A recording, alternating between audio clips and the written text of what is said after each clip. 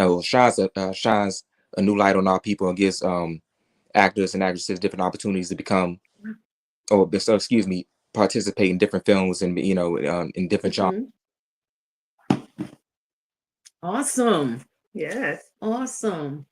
Tisha, you have a question? Oh yeah, sure. Yes, I was looking at the. Okay, there you go. Okay.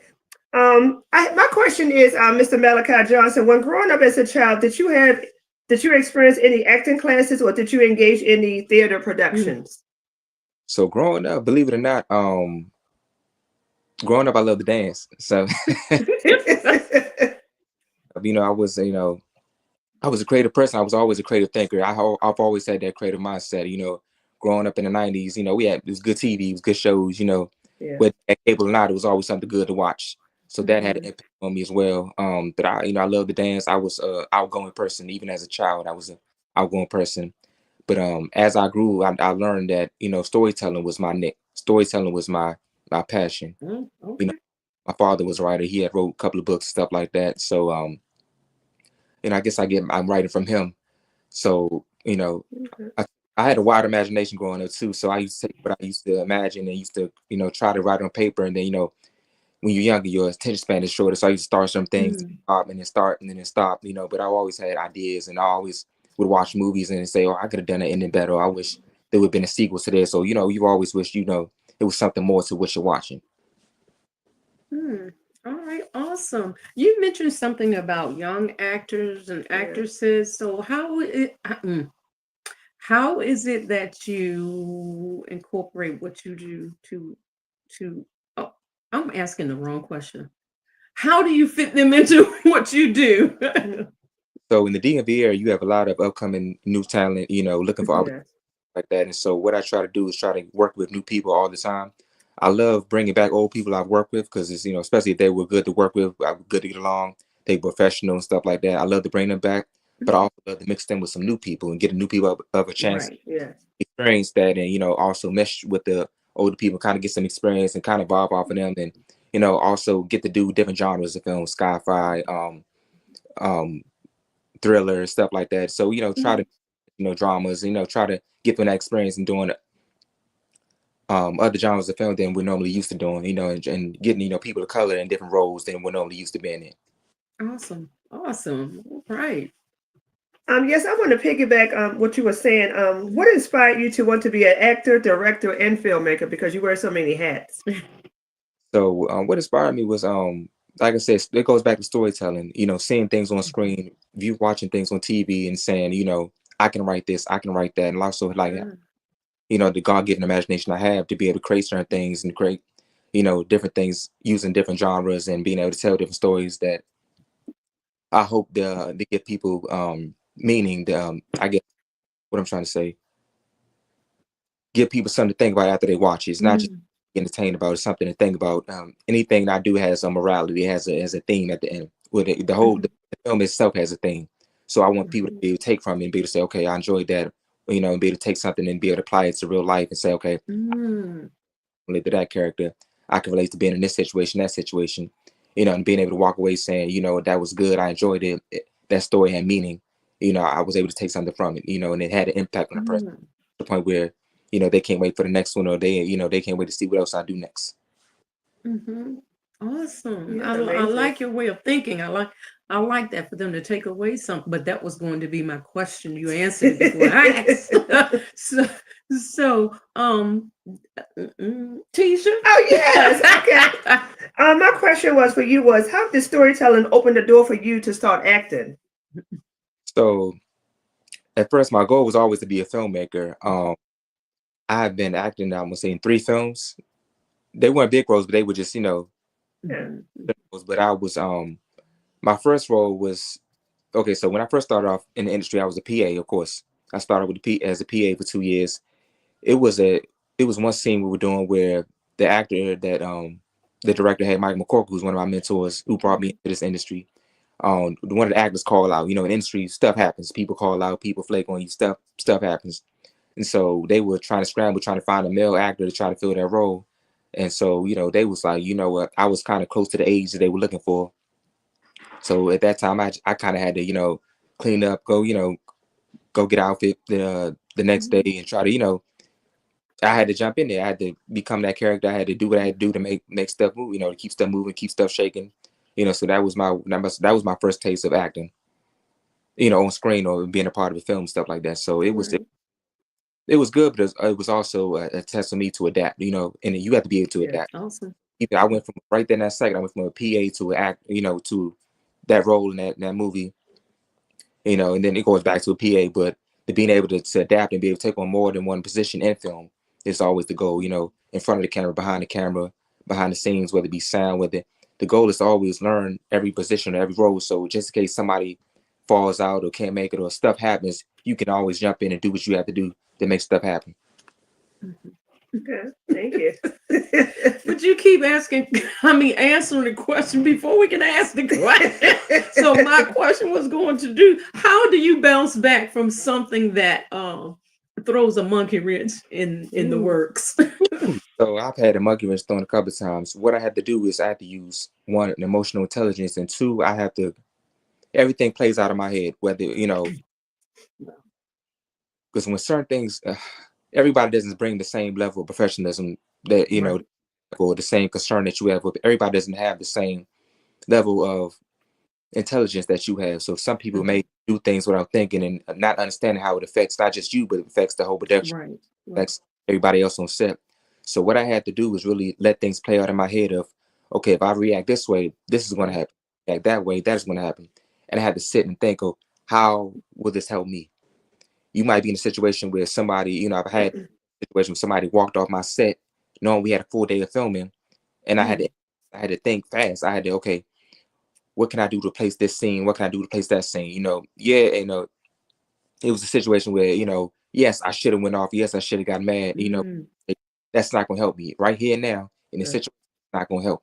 So what do I need to do? I need to think about what can I do to improvise and make sure this film comes together how it's supposed to come together, despite what's going on, despite who does what. I need to make this happen. Not just for the people here that's already here, for the crew that's here, for whoever's there, I need to make this happen. Just as the director, you get put to the test. So You you have to figure out how to pivot, how to improvise, how to do it, without letting everybody know something's wrong. You have to keep it together. And it's hard sometimes because, it's easy to fuss and cuss, but it's hard to maintain your composure and get things done. And what I've learned over the years is, like I said, emotional intelligence and being able to keep my composure and to keep things going. Inside, I'm upset, I'm mad, but outside, I'm like, all right, we're gonna do this. We're gonna take care of this. And I'll get through the day. Some things are a test. God has a way of testing us in certain things and testing. If He'll give you one thing, and if you're not prepared for that, He won't give you nothing bigger. So it's all. Okay. Oh, yeah. I like your thoughts. Yes. I'd already said Mr. Malachi Johnson. Why you gonna call us holy? I know. Yes. What are some upcoming movies or projects you are currently working on now? So right now, I just one of my recent films I had filmed, I want to say a year and a half ago. So She's God, the Book of Eden has just dropped on Tubi yesterday. I've been trying to promote that there. That's it. That revolves around angels and dealing with staying on the path that God has for you and not going off and doing your own thing and trying to change your destiny, to fit your own what you think you should be doing or stuff like that. Because sometimes when there's a purpose in the plan, you got to stick to that purpose and plan. We may not always understand it right then and there. When we go off the path and do our own thing, we miss our blessings. Sometimes we miss our blessing, we miss our calling, and we miss. Sometimes, you may not see the bigger picture right then and there, but it's always a bigger picture. And sometimes it's good. It's okay not to interfere with certain things and let certain things play out. Because once you get to where you're going to your destination, you'll see the bigger picture. Certain things happen, and everything happens for a reason. So the She's God, the Book of Eden really deals with Stanjana and her daughter Eden, who are both angels, and dealing with that they have powers, of course. So dealing with angelhood, dealing with being in the human flesh, and dealing with navigating through life without people really realizing who they are, navigating through life while trying to understand themselves and their purpose. What's next for their lives, if that makes sense. Yes, it makes perfect sense. One Okay, so I was moving faster than my mouth. So Mhm, mhm. So, Mr. Johnson, have there ever been a time when you wanted to give up and just toss it all out the window? And if so, who was your biggest supporter? um it has been times where certain projects I wanted to scrap, but I would pick up and I would call one of the actresses or actor, and I would, somebody, and they would talk me back into doing the project. I would say there was a time where I wanted to quit because this is my passion, but there was times, Mhm. yo, bump this. I'm tired of this. I'm tired of dealing with certain people. I don't, you have to weather the storm. Once you weather the storm and get to where you're going, everything falls in place. But like I said, everything is a test. And once you get past that test, the good things on the other side. But it's been times with certain Exactly. you know what, I ain't got time for this. I'm gonna just take this time and money, go work on something else or go do something else. But you had to see things through, see it. Mhm, mhm, So mhm. it was moments in time where I wanted to quit, but it was certain projects I was just, Right. I can't do this. Believe it or not, She's God, the Book of Eden was one of them. I was about to scrap that movie because of dealing with Wow. people who were not consistent, people who were changing. I can't make this, I can't do this, and it was getting frustrating. Mhm. It just like, all right, scrap. I'm about to scrap this, and I called one of the actresses, Mozella Place, and she talked me into. She said, "No, Malachi, this movie is about to have an impact on a lot of people. You need to see this through." Yes. So, and she was excited about being in as well. So I said, "Okay, you know what? I'm gonna see it through, and finally it's out, and finally, people can watch it." And it wasn't easy, especially with dealing with a lot of obstacles in the movie and stuff like that. But Yeah. I was, glad to get it done, glad to get everything, you know. Okay. All right. Amazing. Mhm. Awesome. And, Awesome. oh, I'm sorry. Yeah, my next question was, what are some role models in the film industry that you admire? Um, that I met that personally, or just Or either one. Yes. okay, I can say a couple of people. One of them is like one of my mentors, Mike McCorkle, who I started off as his PA. He is a playwright. He went into film afterwards. He went to, he's a playwright, but he transitioned into film. I started off for 2 years as his PA. During that time is when I met a lot of people. I met a lot of people in the industry. I basically got showed the ropes in terms of behind the camera, slating, audio, the importance of different things, and I just got introduced to different people, met different actresses and actors who later on I worked with later on. But if it wasn't for the time I worked with him, I wouldn't be the filmmaker I am now. So he's one of them. I would also say I say my sister in English. I call her my sister, Andre Harris. She's helped me Okay. through. She's been a terrific help. She's been there for me through different times. She's seen me in different positions, stress, non-stress, Yeah. successful, and also within the struggle of the industry. And she has been there. She has been like a big sister to me as well. Um, and also the late Kazar Coleman has also been. He was also a good mentor to me as well. Who else? I guess industry wise or famous wise, I would have to say, you know, um, Spike, and has been an inspiration for me. Seeing Yeah. Like, Mario Van Peebles, um, Ava DuVernay, of course. Even when it comes to shows, believe it or not, 50, in his all his shows and stuff like that, and who else? I'm trying to think some other directors that people may not know of. It has been a lot of independent directors, not just in Mhm. deep in mainstream, but who also been yeah. inspiration. Of course, you have mainstream people. You have George Lucas. You have Steven Spielberg. You have different people who have had different. Yes. Absolutely.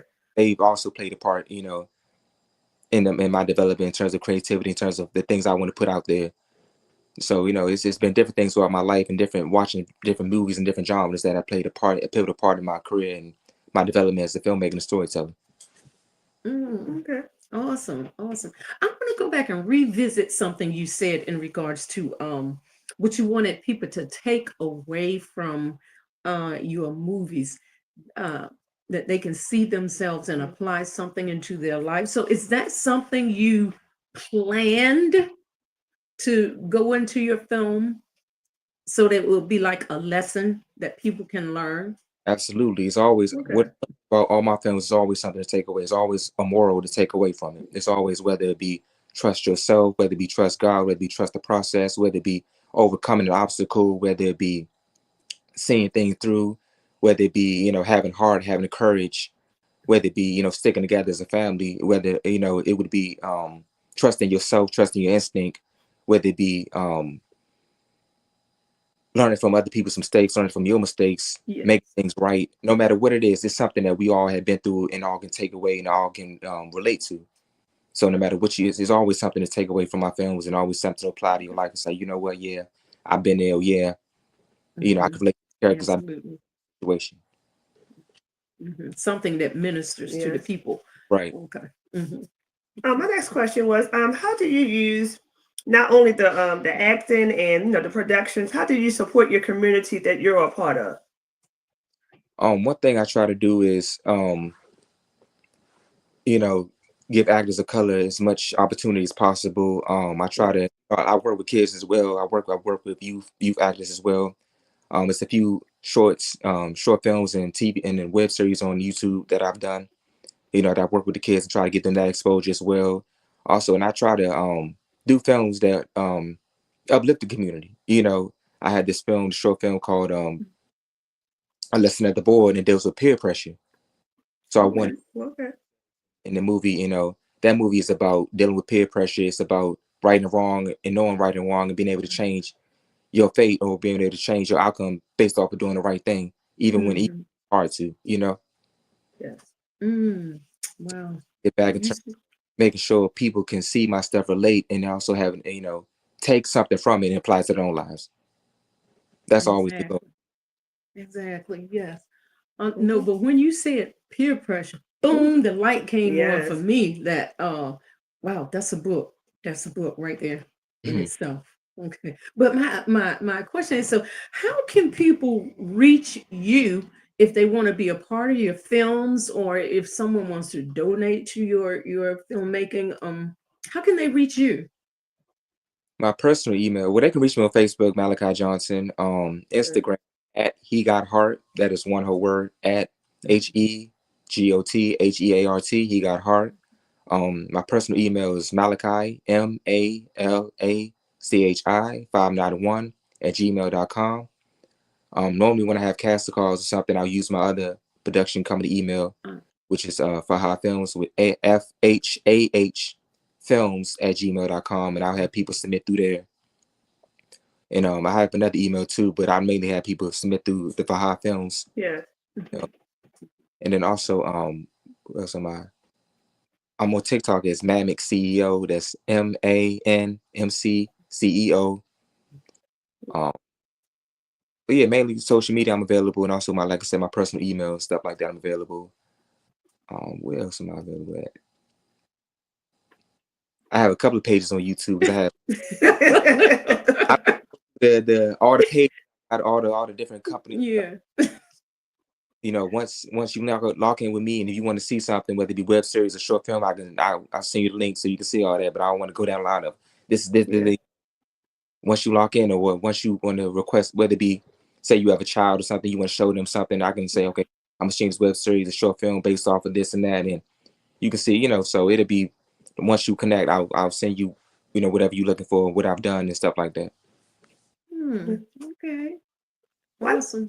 I'm sorry. I did have a question. Before my question, I was laughing because I took theater in college, but we had went to a short film movie. Yeah. As soon as we sat down, it was time to get up. I was like, "Is this a short film or what?" Short. It's short. Okay. Short. How long was it? 30 minutes. 30 minutes. So that's a short film. That's what it was. Average short film is probably 17 minutes. Oh, okay. So, when submitting to festivals, I want to say keep the film between 10 and 17 minutes. Most film festivals love those type films. So short, they range from people have 1 minute films. There are 1 minute films on YouTube. Oh my God! Come what? What you gonna do in 1 minute? I want to sit there for 3 hours. I want to eat my popcorn, drink a soda. That's what I want to do. Yeah, but that's called a short film. They range from 1 minute to 17 minutes. I never knew that. 17 minutes. When you submit for a short film, max 17 minutes. Sometimes it'll take 20 minutes, but I would say max 17 minutes. But they have I guess with the 3 minutes. with the introduction and Yes. all the screening. Yeah. Yes. When it comes on, because they're doing the what do you call that? You know, When the front footage before you even get to the movie. So that's kind of like the premieres. Yeah. Yeah. Okay, I learned something new today. I'm gonna write that down today. Thank you. So I guess the movie was about 20 minutes. It was about 20 minutes, yes. So I learned something. But like it's films out there shorter than that. So a 3-minute animated film called Harmony Chosen Warriors. Oh my God. Okay. So that's it tell a story within a short period of time. One thing about a filmmaker, your goal and your challenge is always to get a story across. So whether it be 1 minute, 3 minutes, 20 minutes, or 30 minutes, yes. tell a story within that. If you can tell your story within that, you looking good. That's the goal. Tell your story within whatever period of time you have. It was nice. It was it was a nice wonderful movie, but it left you wanting more. Yes. Yeah, the cliffhanger. A lot of short films are famous for cliffhangers. You know, if I have YouTube, it has not necessarily cliffhangers, but it'll leave you wondering what happens next. Right. Exactly. Well, my question was, what are some awards or recognitions you have won this year or in your career? So some of my shorts have won festivals. I get accepted to a decent amount of festivals when I submit. What awards have I won? One of my, like I said, my recent animated film was an award winner at American Visionary Film Festival. Oh, wonderful. What else has I've won an honorary award at the Maryland Black Film Festival, at the inaugural Maryland Black Film Festival. I won a Lifetime Achievement Award. Wow. All right. Awesome. What else? It was some other festivals that I had won awards from previous short films and stuff like that. I don't have like but it was a few other things I won. Okay, amazing. Good job. And how old are you? 25? I know. I aged 31, even though oh my God. You know, some people think I'm 24, 25. I age, so it's not a bad thing, but I'm 31. Yes. You made me forget my. I know. Go ahead. So, where do you want your films to take you in the next 5 to 10 years? In 5 to 10 years, where do you want to be? Where do you see yourself? Eventually on the silver screen with theatrical releases around the country. Yes. Come on, Jesus. Yes, but I would say Netflix, Hulu, All Black, BET, stuff like that, to try to really it's up to me really to up my game. My stuff is, I love the work I do, but with me, I'm always competing with myself. I'm always kind of saying I could have done that better, I could have done this better. And what I had to do is each time make sure the film gets better and better and better. Yeah. It's always, people might say your movie's good, that was good. But in my mind, I'm like, I could have done this better, I could have done that better. It's always it's always something to improve. Every right, okay. Stuff on Tubi, my old movie, I'm like, I could have done that differently. I could have done that differently. I could have improved on that sound. I could I could have had more lighting for that. So me taking away from the last movie to improve the next. So the next couple I hope to be on, Netflix, I hope to be on BET Plus, I hope to be on All Black. So, but with that comes the work on to improve my craft and to make sure they are, they're up to par for those networks. All right. Okay. So my question is, what are some hobbies you enjoy on your free time? Girl, what free time? The man is busy. So free time, I do love, I sit back watching movies and shows and binge watch stuff, kind of catch up on. I'll go out every now and then, go out to different places, eateries, stuff like that, and go to different spots and stuff like that. If it's a networking event, I'll go to that. If it's a premiere, I'll go to that. I got a premiere this weekend. Andre Harris, she has a new movie coming out this weekend at the Greenbelt Theater, so I'll be supporting her. Then there's a networking event. Black Script is having a network event, so I'm gonna try to make that out, and it's out in Waldorf. I'm gonna try to make that. So it's different events I go to when I have the chance, But like you said, it's if I'm not doing nothing, I'll either maybe the writing, working on a small project. I'm writing. I'm constantly trying to get the stuff done. Something. Yes. It's something that's always going. Yeah. So, Mr. Johnson, oh my God. Well, this is the part we don't Oh like. no. Our time is up. Really? Yes, it We is. just got on I here. know. Time flies. I just have one question. Though. What is it? I just wanted to know, Mr. Malachi Johnson, are any of your movies on like Tubi or Netflix? Oh, So I have 4 movies on Tubi. One of them is called Fatherly Love, The Soul That Ties Us, She's God, and the recent sequel that just dropped on Tubi, She's God, The Book of Eden. So all 4 of those are on Tubi. wait a minute. You said she's God or she's gone? No, She's God. Okay. All right. Oh, okay. I got to look for that one. Both Yes. of them angels. We're gonna get some popcorn. So the first God on Tubi is a short film. So that's Okay. sequel is a full feature. Okay. So I would say watch both of them, and you enjoy both of them, and the moral that comes with both of them. Okay. All right. Thank All you. right. Oh, Mr. Johnson, cuz it was a pleasure having you on our Yes. podcast, being our guest, taking time out of your busy schedule to be here with us. We appreciate you and much love to you. Thank you so much. And for our listening audience, we thank you for being here with us. We can't do it without you. Yes. And much love to Kudos. you. And join us next time. It won't be Mr. Malachi Johnson. It'll be someone else. So, on the Book Breakers, Yeah. I'm Barbie Johnson. And I am Miss Keisha Winkler. And our motto here is we encourage you, with my fingers, to accomplish your dreams. Keep dreaming. Thank you. I can't see my hand. Thank you.